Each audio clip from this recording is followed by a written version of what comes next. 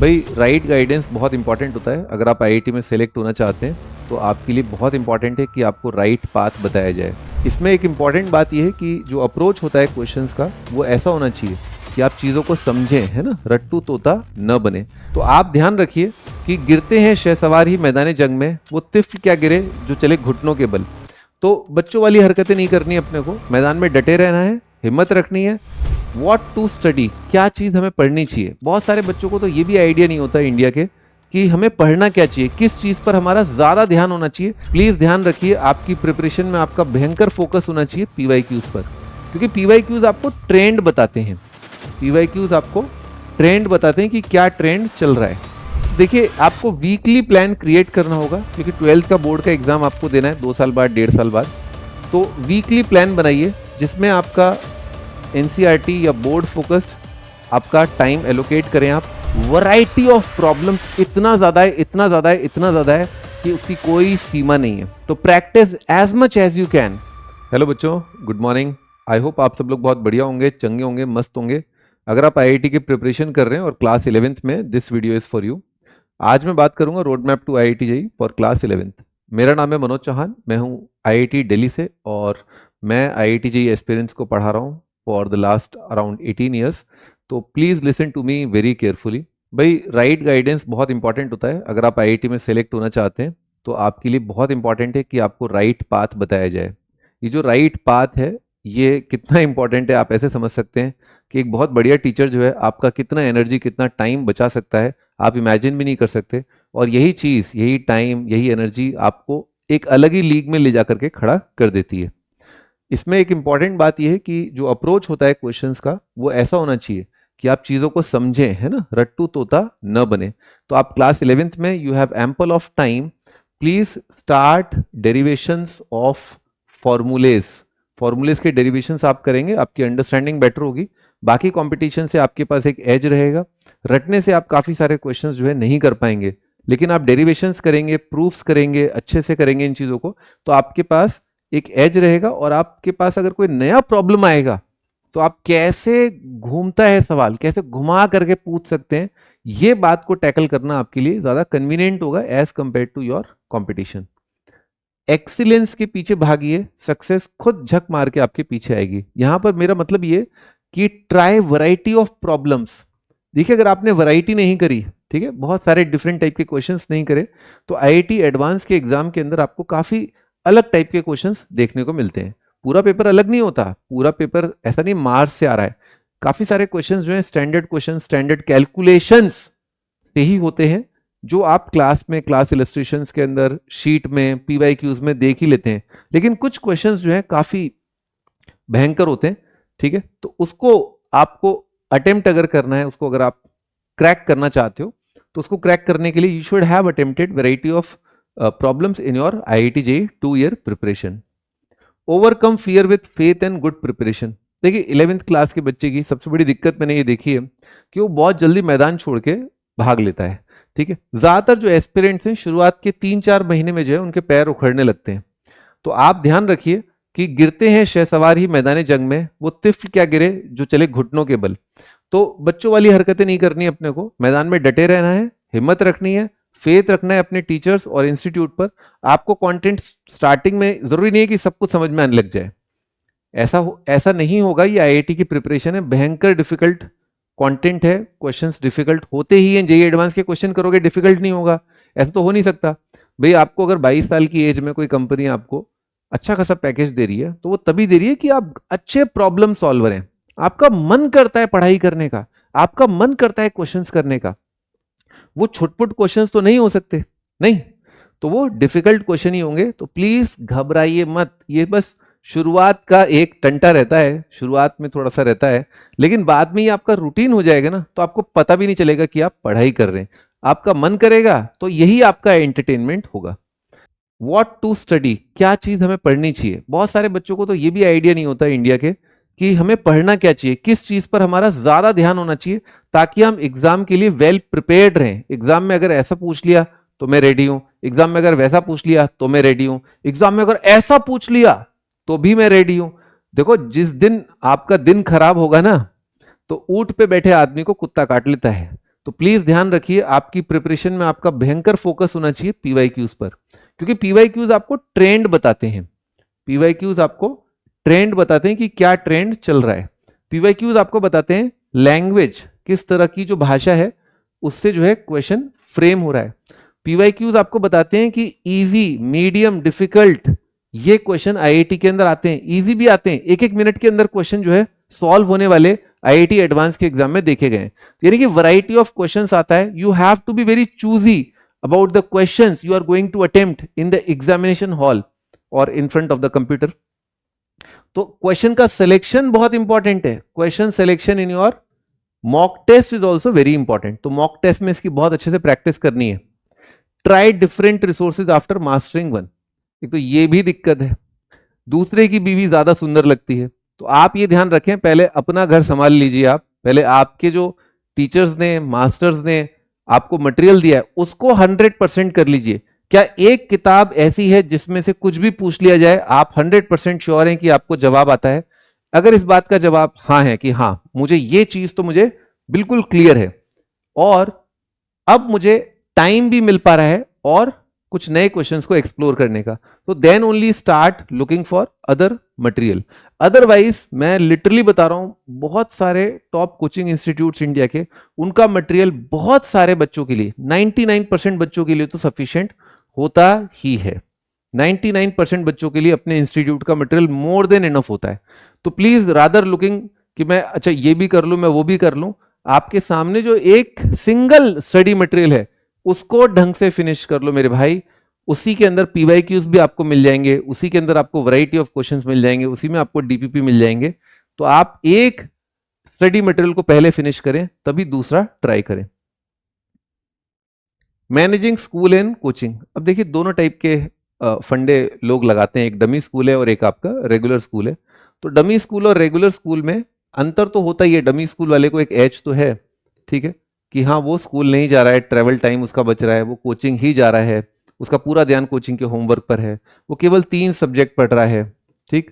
लेकिन हाँ ओवरऑल अगर डेवलपमेंट की बात करें तो मुझे लगता है रेगुलर स्कूल भी काफी बढ़िया ऑप्शन रहता है। देखिए रेगुलर स्कूल के अंदर आपको काफी अच्छी खासी छुट्टियां मिलती हैं। आप अगर अपना अच्छा टाइम टेबल मैनेज कर रहे हैं, ठीक है, टाइम टेबल बहुत अच्छा है आपका, बहुत डिसिप्लिन्ड है आप, डिसिप्लिन्ड आप बहुत अच्छे खासे हैं। होली दिवाली पे आप पटाखे चलाना, रंग करना, ये सब में आपकी दिलचस्पी नहीं है, आप पढ़ाई बहुत ज्यादा करते हैं, तो आप रेगुलर स्कूल के साथ भी आईआईटी क्रैक कर सकते हैं। थोड़ा रैंक में ऊपर नीचे हो सकता है कि हाँ ये तो पूरी तरह डेडिकेटेड बच्चा था, पर आप आईआईटी क्रैक कर सकते हैं रेगुलर स्कूल के साथ।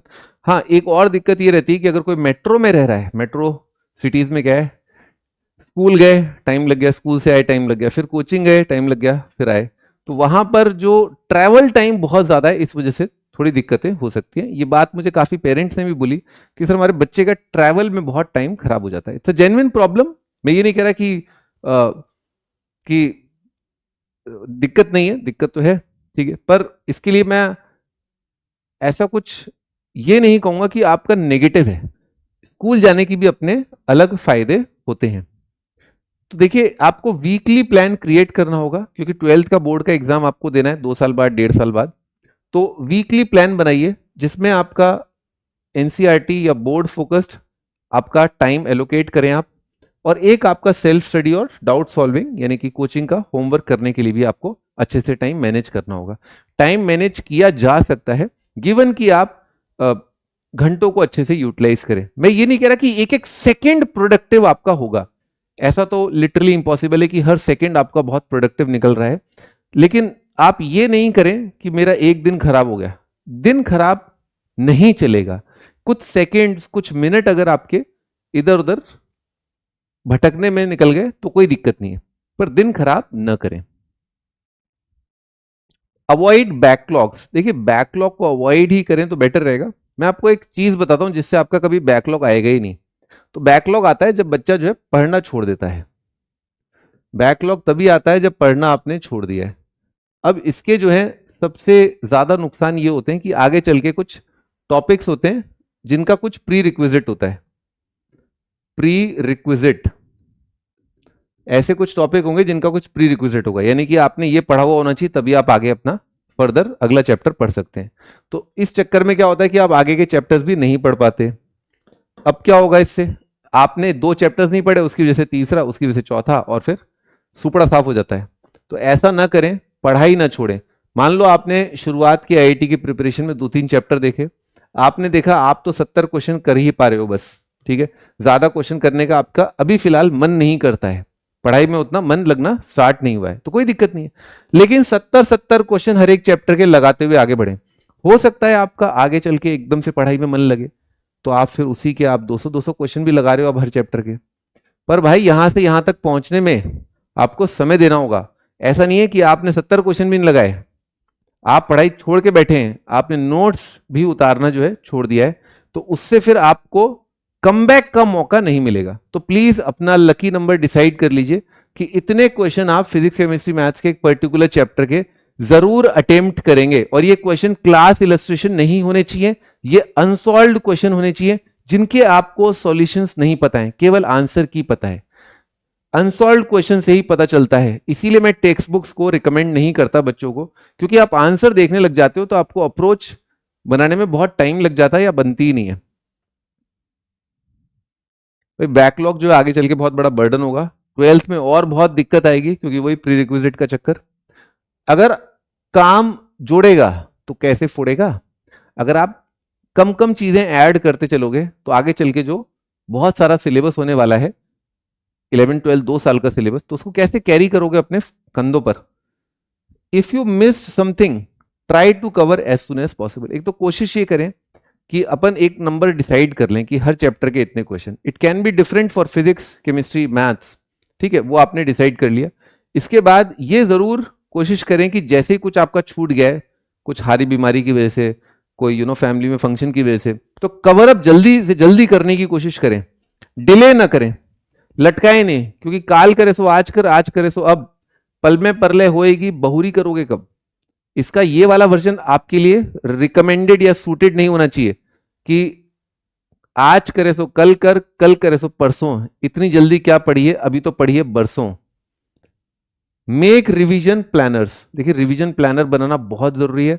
इसके लिए आपके पास टॉपिक वाइज एक चेकलिस्ट होनी चाहिए, फ्लैश कार्ड आप यूज कर सकते हैं, नोट्स की समरी आप बना सकते हैं। चैप्टर खत्म होने के 15-20 दिन बाद ऐसा कर सकते हैं, चैप्टर खत्म हुआ 15-20 दिन बाद आपने चैप्टर की समरी, उसके गुड क्वेश्चंस, उसके फॉर्मूलेज, उनकी आपने लिस्ट बनाई और ये कंपाइल करके आपने रख लिया। ये क्वेश्चन अच्छे से अच्छे होने चाहिए, टफ से टफ क्वेश्चन होने चाहिए, क्वेश्चन स्ट्राइक करने में आपको टाइम लगा हो, ऐसे क्वेश्चन आपको सेलेक्ट करके रखने हैं। ज्यादा क्वेश्चन न रखें, 15-20 क्वेश्चन बहुत होते हैं। हाँ, अगर चैप्टर का वेटेज कुछ ज्यादा ही है तो आप 25-30 तक भी जा सकते हैं, you can go to 30 question. Formula sheet, revise smart, focus on mistakes and hard topics. जैसे कि मैंने बताया, जो क्वेश्चन आपसे पहली बार में नहीं हुआ, जिस क्वेश्चन में कुछ अफलातूनी लग रहा था, अरे यार ये तो मेरे दिमाग में आ ही नहीं सकता, तो इस कॉन्सेप्ट को मैं दोबारा एक बार देख लूं, रिवीजन के लिए ऐसे क्वेश्चन को रखना है। Utilise summer vacation. देखिए छुट्टियां जो है केवल ऐसा नहीं समर वेकेशन की है, दिवाली की भी छुट्टी होती है आपकी, सर्दियों की भी छुट्टी होती है। अपने इंडिया में क्या है, बहुत छुट्टियां होती हैं, तो छुट्टियों में ऐसा नहीं घूमने निकल गए, चलो आज आज छुट्टी है। ये आईआईटी की प्रिपरेशन छुट्टियों में ही होती है भाई, आईआईटी की प्रिपरेशन छुट्टियों में और संडे को होती है। कारण बहुत ही सिंपल है, संडे एक ऐसा दिन होता है जिस दिन आप 12 से 14 घंटे तक आप पढ़ सकते हो, इतने घंटे आप पढ़ सकते हो। तो अदरवाइज आप कोचिंग में, स्कूल में वगैरह में बिजी होते हो, लेकिन संडे ऐसा एक खाली दिन है जिस दिन आप अपना पूरा हफ्ते का जो बैकलॉग है, पूरे हफ्ते को अपने कंट्रोल में ला सकते हो।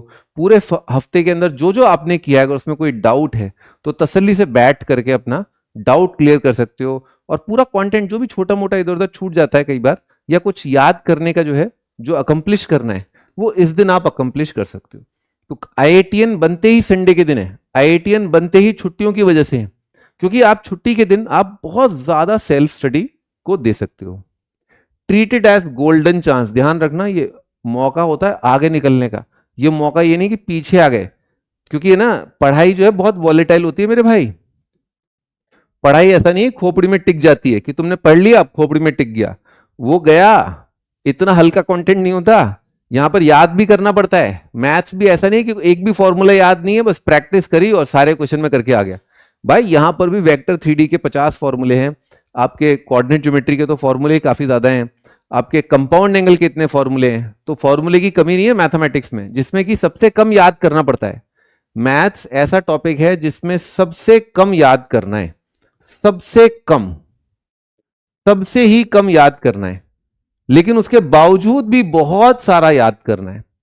आई बात समझ में? हाँ, तो प्लान डेली टारगेट, देखिए टारगेट आप डेली जरूर बनाएं, क्योंकि आपको पता होना चाहिए कि आज मुझे मैथ्स का थोड़ा ज्यादा, फिजिक्स का थोड़ा कम, केमिस्ट्री का थोड़ा सा रिलेटिवली ज्यादा होमवर्क है। अगले दिन का प्लान बनाएं, लेकिन आपके टारगेट जो है अचीव वीकली होने चाहिए। वीक में संडे के टाइम तक आप सारी चीजें जो भी आपकी बैकलॉग है, एक हफ्ते के अंदर छोटा मोटा backlog on a daily basis create होता है, वीक के एंड तक, संडे के पहुंचते पहुंचते, संडे का दिन ढलते ढलते पूरे हफ्ते का जो मामला है वो सब आपका सेट हो जाना चाहिए। ऐसा अपन कोशिश करें। Don't take class 11th lightly, एक तो ये भी दिक्कत है, कई चाचाओं ने, कई फूफाओं ने नैरेटिव ऐसा सेट कर रखा है कि 11th में तो भाई कुछ है ही नहीं। भाई साहब IITian बनते ही आप 11th में, ऐसा तो है नहीं कि आप, बाकी सब लोग बावड़े हैं जो 2 साल तैयारी कर रहे हैं और आप अकेले जो हैं वो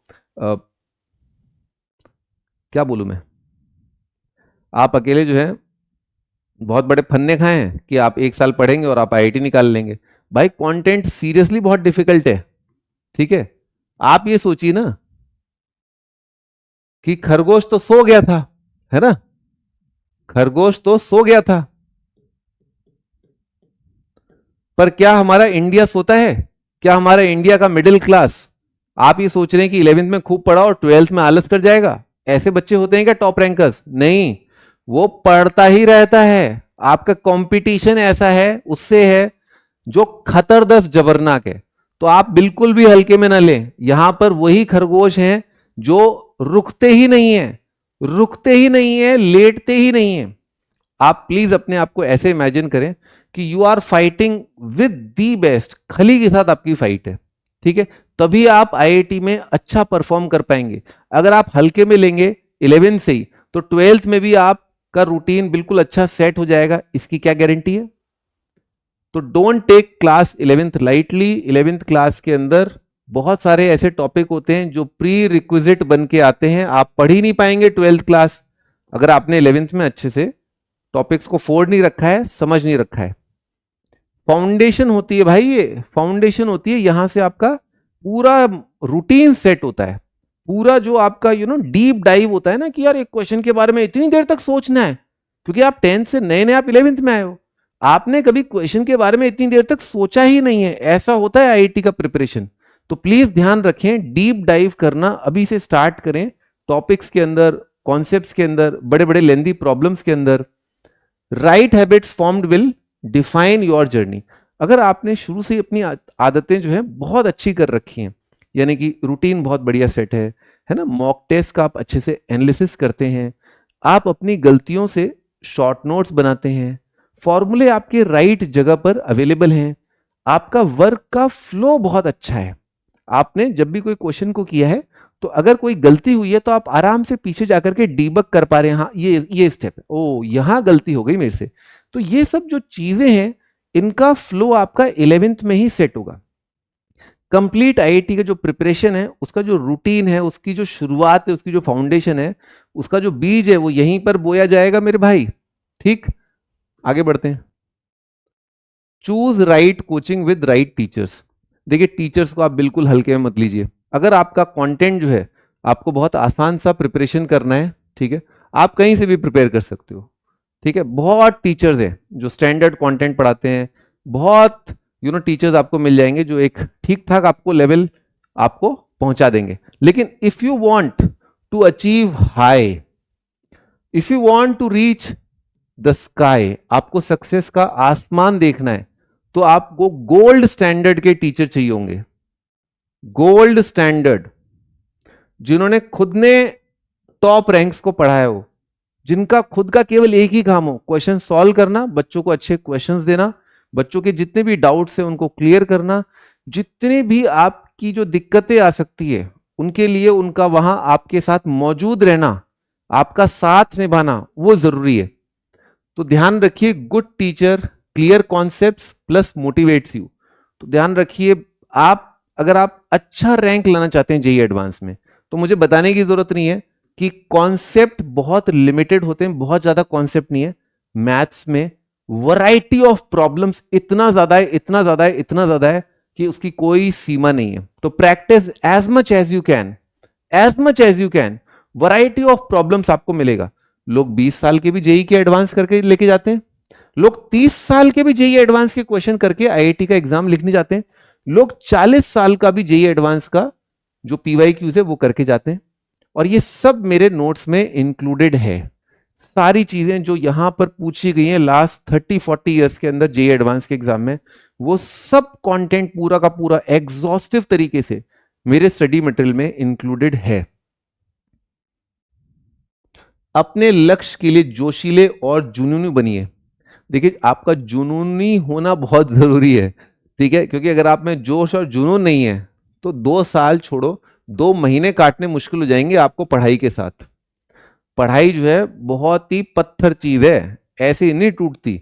इसके साथ अपने को देर तक लगे रहना होता है, तब जाकर के आप क्रैक कर पाते हैं। क्योंकि शुरुआत में आपको अगर डिफिकल्ट क्वेश्चन क्रैक करके आप भाग लिए, अपने लक्ष्य के लिए जोशीले और जुनूनी बनिए, विश्वास रखिए, परिश्रम का फल सफलता ही है।